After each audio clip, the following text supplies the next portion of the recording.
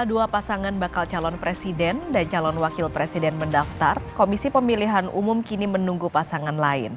Saat ini Prabowo Subianto, bakal capres Koalisi Indonesia Maju, tengah menimbang siapa bakal calon wakil presiden yang mendampinginya.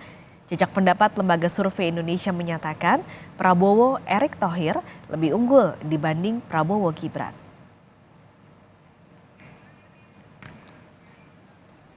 Kamis, 19 Oktober 2023. Di hari pertama pendaftaran di Komisi Pemilihan Umum, dua pasang bakal calon presiden dan wakil presiden, Anies Baswedan, Muhaimin Iskandar, serta Ganjar Pranowo, Mahfud MD, sudah selesai menyerahkan berkas pendaftaran di antar para petinggi partai koalisi masing-masing. Sekarang, yang masih belum mendaftar adalah Prabowo Subianto, bakal capres Koalisi Indonesia Maju. Koalisi yang terdiri dari 4 partai berkursi parlemen, Gerindra, Golkar, Partai Amanat Nasional, dan Demokrat. Belum ada tanda-tanda siapa yang dipilih Prabowo dan para petinggi koalisi untuk mendampingi Prabowo. Bursa calonnya mengerucut ke 3 orang.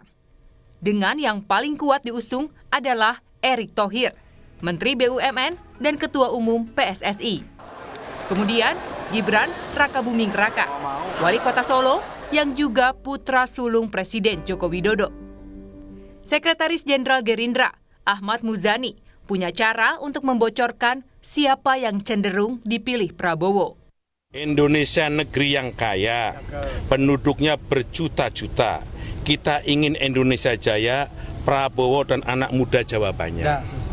Beli pisang sambil sepedaan, pulangnya mampir stasiun balapan. Cawapres Pak Prabowo akan segera diumumkan, dia sosok berpengalaman di pemerintahan. Gibran yang mirip dengan kriteria yang diucapkan Muzani, yakni muda dan pengalaman di pemerintahan, merespons santai. Kriterianya yang pemimpin muda sebagai cawapres Pak Prabowo sama yang sudah di pemerintahan, Mas? Ya kan nggak harus saya, bukan hanya saya yang muda, ya. Mas. Tapi bisa menepis nggak sih Mas kalau Mas Wali bukan cawapresnya Pak Prabowo? Nah, udah ada. Ya. Gimana Mas? Bisa menepis nggak Mas kalau bukan cawapresnya Pak Prabowo? Soalnya dari kemarin keputusan capres, cawapres itu dari ketua umum, dari parpol, nggih. Ditanyakan parpol dan ketua umum. Itu loh ya. Ojo kabeh mbok lempar ning aku, nggih. Tapi Mas Gibran dan Prabowo punya kedekatan yang dijalin sejak 2022. Naik kuda dan berkunjung ke rumah dinas Wali Kota Solo, Loji Gandrung, hingga makan malam bersama di angkringan. Sinyal Gibran dicalonkan juga makin kuat saat dikabarkan mengurus surat keterangan catatan kepolisian. Ini adalah syarat untuk mendaftar ke KPU sebagai capres dan cawapres. Tapi Gibran membantah sedang atau telah mengurus SKCK. katanya bikin SKCK juga sih Mas? Di aku nang kene terus no. Aku nang kene terus. Enggak. Jadi nggak benar Mas ini. Jangan membuat berita yang membuat resah. Ya. Berarti hoax ya Mas itu Mas? Hah? Hoax ya? Lah golek ono aku ngurus SKCK ning ngendi kan ora kan aku nang kene. Infonya di Polda tuh Mas. Yuk, cek ning Polda ya. Ya.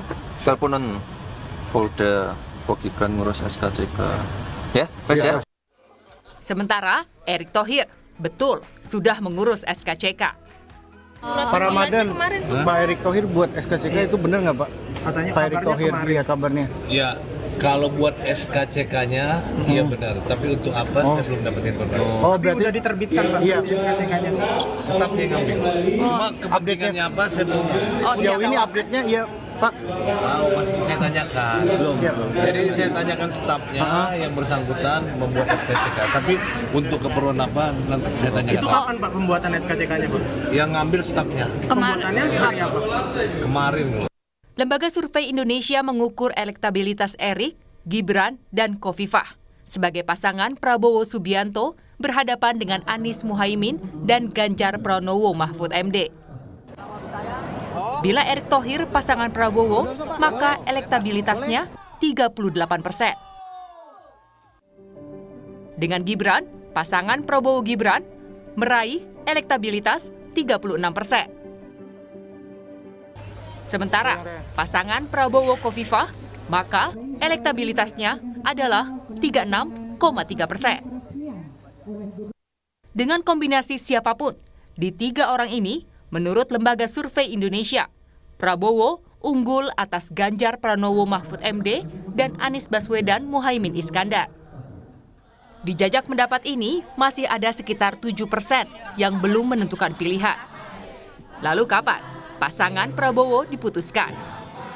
Tenang aja, ojo ke susu. Tapi kan udah mau bentar. Ojo gerusa-gerusu. Tapi mau Ya. bentar lagi deklarasinya. Iya, terus kita ini namanya demokrasi ya. Terima kasih semuanya ya. Namanya sudah mengerucut, Pak. Pak, tapi namanya sudah mengerucut, Pak. Ya, kita godok terus. Oke. Dan syarat menentukan pasangan Prabowo bukan dengan suara terbanyak, tapi musyawarah. Musyawarah untuk mufakat yang dilakukan oleh Pak Prabowo dengan seluruh ketua umum partai. Ini yang menyebabkan forum ketua umum itu tidak bisa melakukan rapat musyawarah untuk mufakat karena terkendala dari ketiadaan Bang Zulhas, ketua umum PAN yang berada di luar negeri. Ini soal kendala teknis saja. Karena itu, dalam 2 hari ke depan, Jumat dan Sabtu, rapat-rapat koalisi bakal intens. Setelah Ketua Umum Partai Amanat Nasional Zulkifli Hasan pulang dari Riyadh, Arab Saudi. Zulkifli sebagai Menteri Perdagangan ikut bersama rombongan Presiden Joko Widodo ke Tiongkok dan Arab Saudi. Tim Liputan, Kompas TV. Koalisi Indonesia Maju menjadwalkan pertemuan antara Ketua Umum hari ini. Untuk mengetahui informasi terkini, kita sapa jurnalis Kompas TV Tifal Solesa di Kertanegara, Jakarta. Tifal, jam berapa akan digelar rapatnya dan membahas apa? Beredar kabar bahwa pertemuan akan berlangsung sore nanti sekitar pukul 16 waktu Indonesia bagian Barat. Ini berhubungan langsung dengan pematangan nama bakal calon wakil presiden. Ini di Tenggarai pertemuan akan membahas soal itu, bakal calon wakil presiden untuk Ganjar, saya koreksi, untuk Prabowo Subianto di pemilihan presiden 2024 nanti. Namun sejauh ini yang saya coba upayakan konfirmasi dari kalangan Koalisi Indonesia Maju, baik itu dari pihak Partai Gerindra, kemudian dari Partai Demokrat dan juga Partai Amanat Nasional, konfirmasi saya terima dari 2 pihak bahwa kami diminta untuk menunggu perkembangannya lebih lanjut. Tadi sempat saya tanyakan kepada Edi Supardo selaku Sekjen Partai Amanat Nasional apakah betul akan ada pertemuan pada sore ini. Ia menyatakan yang belum mendengar dan meminta kami untuk menunggu perkembangan informasi berikutnya. Sementara dari Budi Satriojiwandono mewakili dari Partai Gerindra menyampaikan kepada saya bahwa belum ada rencana pertemuan itu, namun yang jelas sama nadanya, diminta untuk menunggu kepastian informasi yang lebih lanjut lagi setelah ada kabar pasti dari pihak Koalisi Indonesia Maju kepada wartawan. Yang kami cermati baru sebatas itu, tapi yang juga perlu saya kabarkan juga ke Anda Paskalis, sejauh ini perkembangan di kawasan Kertanegara Jakarta Selatan sejak pagi hingga siang hari ini, kami melihat di kediaman Prabowo Subianto ada 2 tokoh yang masuk ke kediaman Prabowo untuk melakukan pertemuan. Tokoh tersebut adalah yang pertama, tadi kami lihat ada kedatangan dari mantan Menteri Pertanian Andi Amran Sulaiman dan juga tokoh kedua yakni mantan Ketua Mahkamah Konstitusi Jimli Asyidiki. Tadi setelah dikonfirmasi, Andi Amran tidak bersedia menyampaikan keterangan lebih lanjut kepada wartawan dengan alasan sudah mendekati ibadah sholat Jumat.